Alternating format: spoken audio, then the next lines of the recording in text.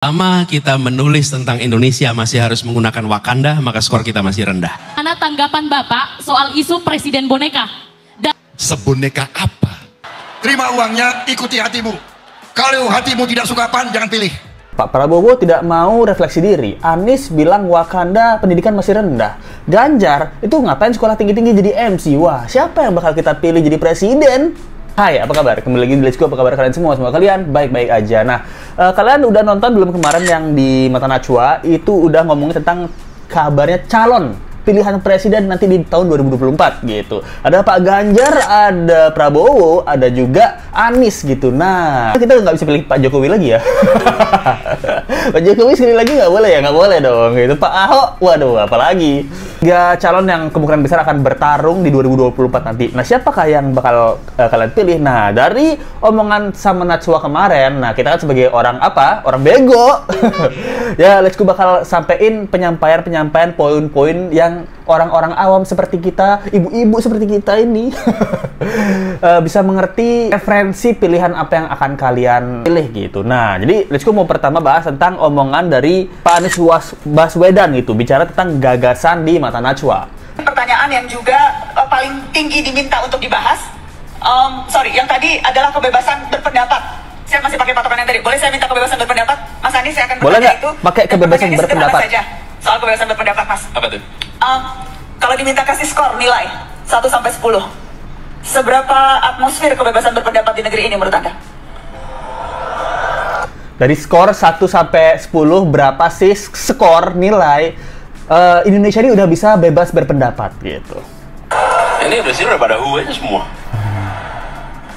Selama kita menulis tentang Indonesia masih harus menggunakan Wakanda, maka skor kita masih rendah. Wow. Selama kita masih harus menggunakan nama-nama selain kita sendiri untuk mengungkapkan apa yang menjadi pikiran kita, maka skor kita masih rendah. Jadi sudah tidak boleh lagi ada rasa takut dalam berekspresi. Jadi menyapa diri sendiri. Mas Anies biasa manggil diri sendiri apa? Anies. Anies. Oke, jadi memanggil dengan nama ya. Nah kan biasanya aku, saya, atau bisnis apa? Ya terserah Mas, aku nggak mau ngatur-ngatur, mohon maaf. Silakanlah kalau sama diri sendiri mah. Jadi gitu ya Mas Anies, silakan Anda. Saya harus mikir dulu nih ngomong. Oke.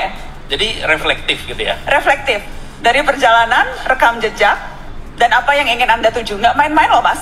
Anda mau jadi orang yang memimpin 275 juta penduduk di negeri ini. Nah, jadi itu klip singkat tentang pendapat kebebasan berpendapat ya. Ditanyakan sama Mata Najwa, Mas Anies, skor 1 sampai 10, berapa skor kita Mas dari kebebasan berpendapat? Mbak Najwa, begini ya, selama kita masih ngomong negara kita adalah Wakanda, skor kita masih rendah. Skor sampai 110, berapa skornya Mas? Ini adalah kelebihan Pak Anies ya. Ketika ditanya ganda A, B, C, D, malah yang dijawab soal esai ya lah. Tanya skornya berapa, tidak disebutkan berapa skornya. Jadi kebiasaan Pak Anies ya, yang Let's Go tahu. Biasanya ditanya apa, jawabnya apa. Tanya skor berapa, jawabnya Wakanda. Lalalala. Ada yang komen, bukan Anies namanya, kalau dikasih soal pilihan ganda ABCD, jawabannya cerpen. Coba, kan sama kan? Jawabannya cerpen ketika libur sekolah kemarin di rumah paman dan mengembala kambing. Saya Let's Go tertawa dengan komennya ya. Dibilang sama Pak Anies nih skornya rendah selama menyebut negara kita adalah Wakanda. Kalau kita menyebut dengan terang-terangan negara kita adalah Indonesia, nah ditangkap kita. Makanya kita punya kode sandi. Gimana caranya kita bisa mengkritik negara ini tanpa disentuh oleh kepolisian yang berdebah, oknum maksudnya. Karena kebebasan berpendapat kita masih rendah menurut Let's Go. Pemerintah itu harusnya sadar diri, tapi biasanya nggak tahu diri ya. Kita sarkas itu sebenarnya Pak Anies. Menurut Let's Go, ya memang skornya masih rendah, tapi bukan karena kita ngomongin negara kita adalah Wakanda, tapi karena kita segitu pinternya ingin mengungkapkan pendapat dengan sarkas, makanya kita mengganti nama Indonesia dengan Wakanda atau Konoha gitu. Nah, sekarang kita fokus ke Pak Ganjar Pranowo yang bicara tentang gagasan ya. Mas, ada saat undang-undang desa itu akhirnya berjalan dan praktek itu berjalan, saya sampaikan. Desa, Kemendes, dengan Kemdagri, hari ini saya bayangkan gitu. soal pemerintahan dalam negerinya itu hanya sampai di kaki bagian bawah, tapi tidak sampai di telapak, karena telapaknya terputus. Telapaknya siapa? Telapaknya Deddy Kemendes. Maka inisiasi Kemendes sudah saatnya diarahkan bukan soal membagi dan mengkapling anggaran dana desamu. Silakan Adek. Baik, sebelumnya saya mohon maaf jika pertanyaan ini mungkin akan menyinggung atau bagaimana. Pertanyaan saya, bagaimana tanggapan Bapak soal isu Presiden Boneka? Dan bagaimana tanggapan Bapak mengenai citra PDIP di mata masyarakat saat ini yang kita tahu tanda kutip selalu jadi bahan ejekan di sosial media? Bukankah itu sebuah sinyal penolakan? Terima kasih. Assalamualaikum warahmatullahi wabarakatuh. Nice. Terima kasih. Merah-merah ini. Ini apa ini? PDIP. Presiden adalah presiden. Dia menjalankan amanat penuh dari konstitusi yang ada. Titik, tidak ada komanya. Oke? Dari waktu ke waktu, kamu bisa menilai bagaimana sebuah keputusan bisa diambil, seboneka apa mereka mendapatkan pengaruh dari luar. Apakah dari pengusungnya?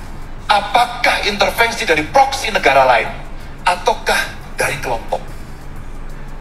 Kalau kemudian satu persatu bisa diperbandingkan, maka penilaian itu akan bisa kamu dapatkan. Tapi presiden adalah orang yang disumpah untuk menjalankan konstitusi. Dia punya independensi penuh. Oh, itu katanya Pak Ganjar ya. Kalau masalah dana desa, Let's Go nggak terlalu ngerti ya. Ini karena Let's Go dapat di cuplikan-cuplikan TikTok aja, menurut Let's Go ini poin-poin yang lebih seru. Kalau kalian mau nonton lengkap, tonton di narasi ya.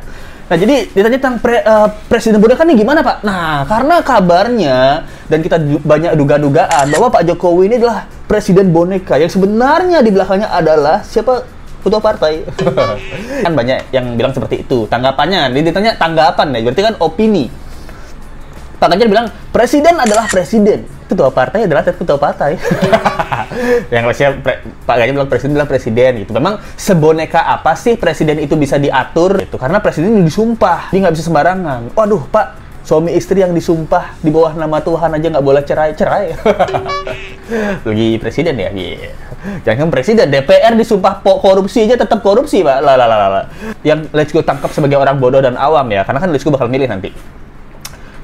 Seboneka apa sih dia diatur gitu? Mungkin ada permintaan-permintaan dari orang yang dianggap presiden ini gurunya atau panutannya gitu. Pasti akan ada permintaan-permintaan ya. Tapi seberapa dia bisa kompromi dengan permintaan tersebut gitu. Misalnya kayak Pak Jokowi yang dengan isunya dengan Bu Mega adalah bonekanya gitu. Mungkin Bu Mega ada beberapa hal yang, karena Let's Go ingat di suatu rapat PDI dia bilang ini di dalam Kongres Partai Bapak Presiden, saya meminta dengan hormat DI Perjuangan dengan jumlah menteri yang harus terbanyak.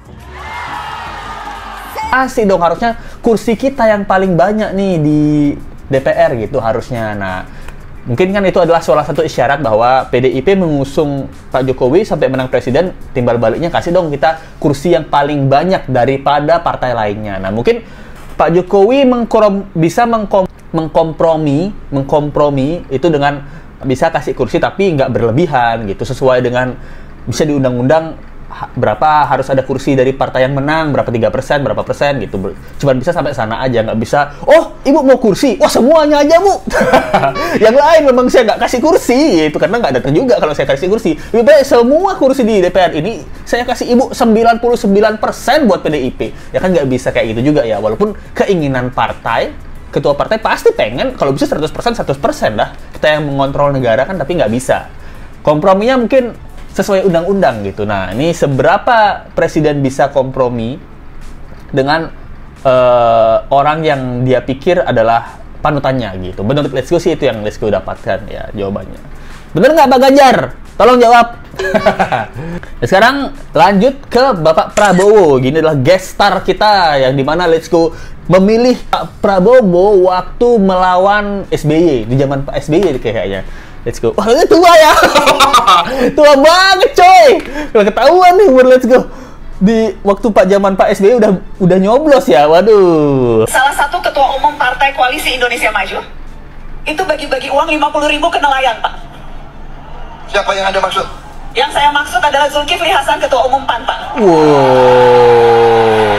Jadi Pak Zulkifli Hasan yaitu Ketua Umum PAN Partai Artis Nasional. Enggak ya. PAN gitu. Jadi dia matanya nanya, itu dia bagi-bagi duit katanya ke nelayan gitu. Gimana tanggapannya bagi-bagi duit, kan termasuk mungkin tanda kutip bisa suap dan lain-lain ya gitu. Ya, tapi Pak Zulkifli tidak nyapres, tidak nyagup, tidak nyalek, tidak nyabut. Dia tidak mau jadi kepala desa pun. Jadi dia orang yang suka sedekah. Pak Prabowo. Tetapi saya kenal Pak Zulkifli Hasan. Pak, dia di Lampung membangun sekolah unggulan. Sekolah unggulan yang dia bangun dengan uang dia sendiri. Dia seorang pengusaha. Sebelum masuk politik dia pengusaha. Pak Prabowo. Dia berpihak kepada rakyat. Dia suka sedekah. Dan dia sekali lagi tidak nyalek, tidak nyagup, tidak nyabuk, tidak menjadi wali kota, tidak mau jadi presiden. Tapi dia ketua umum partai, Pak Prabowo. Tapi dia ketua umum partai yang mau partainya dipilih, Pak, menggunakan atribut atau warna yang menyerupai PAN. Pertanyaan saya, Pak, apakah itu artinya Anda mau bilang tidak apa-apa terima uang PAN tapi jangan coblos PAN, begitu? Karena kan tadi Anda katakan seperti itu, Pak. Tunggu dong, kasih aku kesempatan menjawab. Silakan, Bapak.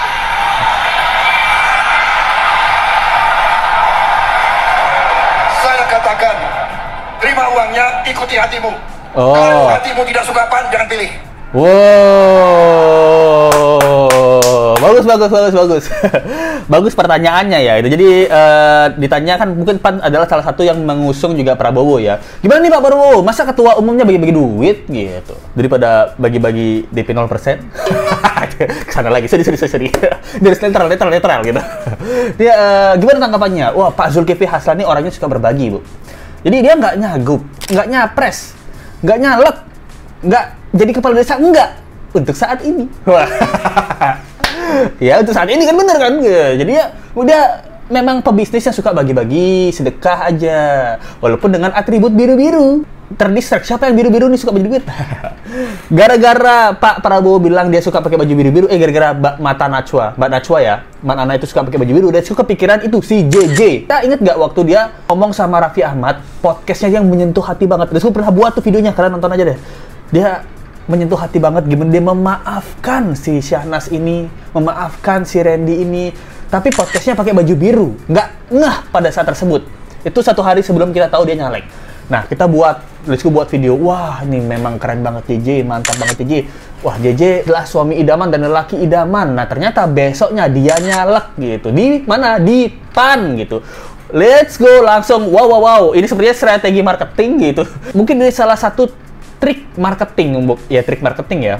Dengan menggunakan alam bawah sadar kita. Dengan Pak Zulkifli Hasan selalu pakai biru-biru, mungkin dia berbagi dan secara nggak sadar ketika melihat PAN, ini warna yang familiar dengan alam bawah sadar kita karena kita selalu dibantu dengan orang yang menggunakan baju biru, apa-apa yang berwarna biru gitu. Ini menurut psikolog ya, ilmu psikologis. Menurut diskusi sih kayak gitu. Tapi jawaban Prabowo juga bagus ketika dia bilang, biarkan saya menjawab dulu dong. Itu aura Hotman Parisnya. Nah, aura Hotman Paris di mana udah tua tapi tetap kayak anak kecil, lucu gitu. Ini menarik di kalangan milenial dan juga Gen Z gitu. Walaupun udah umurnya tinggi tapi tetap fun gitu. Fun. Menurut itu 1 poin plus dari Pak Prabowo mengambil hati kaula muda anjir. Omongan anak tahun 90-an gitu. Kan boleh ambil uangnya, tapi pilih hati nurani kalian. Kalau hati nurani kalian tidak memilih PAN, ya jangan dipilih gitu. Ini jawaban yang sangat diplomatis ya itu. Karena nggak mungkin dia bilang udah ngambil duit ya harus pilih dong. Tapi pasti ada harapan ketika dapat rezeki dari suatu partai, ya kalian masa nggak tahu diri udah dikasih rezeki nggak mau pilih. Mungkin kayak gitu ya. Nah, ada yang bilang gua ambil duitnya tapi pilih Pak Ganjar. Pak Prabowo 2 kali milih Pak Prabowo. 2 kali dah milih Prabowo, waktunya milih Pak Anies. Oh, dia 2 kali udah pilih. Sama, dia juga udah pernah pilih Pak Prabowo gitu. Jadi menurut kalian gimana nih dari 3 calon ini? Kita bahas sedikit-sedikit poin aja ya. Nanti kita mungkin bahas lagi poin-poin yang diomongin sama mereka bertiga ini. Apakah kalian dari poin-poin yang Let's Go kasih sudah menetapkan calon pilihan? Kalau Let's Go sih kita sharing aja karena Let's Go bukan artis juga, nggak bakal diikutin, bukan influencer juga ya. Kalau Let's Go masih penasaran dengan Pak Prabowo ketika menjadi presiden ya, itu masih penasaran Let's Go karena kan dia udah nyalon berkali-kali ya, gagal mulu. Pak Ganjar itu menurut Let's Go masih harus nunggu debatnya ya. Kira-kira seberani apa Pak Ganjar ini lakukan hal-hal yang kita takutkan ya. Kita kan takutkan Pak Ganjar nanti kalau jadi presiden dia tanda kutip jadi boneka gitu.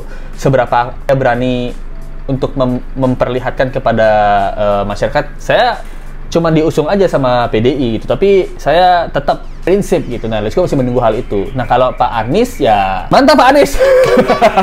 Kalau Pak Anies, Let's Go mungkin akan berharap kepada dirinya ketika jadi presiden hubungan baik dengan negara-negara luar ya, karena Pak Anies ini pinter banget dalam berkomunikasi gitu. Kan kita tahu ya berapa kali DP 0%, habis itu air hujan yang diserap, lalu laboratorium COVID yang transparan gedungnya. Mungkin Pak Anies nih malah bisa deal bisnis gitu, deal bisnis dengan negara-negara Amerika, Eropa gitu, karena penyampaian Pak Anies ini yang enak diajak negosiasi gitu. Nah, ini semuanya punya kelebihan ya. Tapi Let's Go belum memilih nih sampai sekarang, masih Pak Jokowi. Kalau ada Pak Ahok deh, Pak Ahok nggak mau nyalon ya, nggak bisa lah. Menurut kalian gimana nih? Thank you banget yang nonton, kasih pendapat kalian di sini, kita share aja, tapi jangan berperang ya, kita share aja pendapat pilihan politik gitu. Thank you banget yang nonton, jangan lupa like, comment, share, dan subscribe video ini. Kita ketemu lagi di video berikutnya, sampai jumpa lagi ya, bye. Misteri makna behind the scenes video klip memiliki tapi tetap sopan.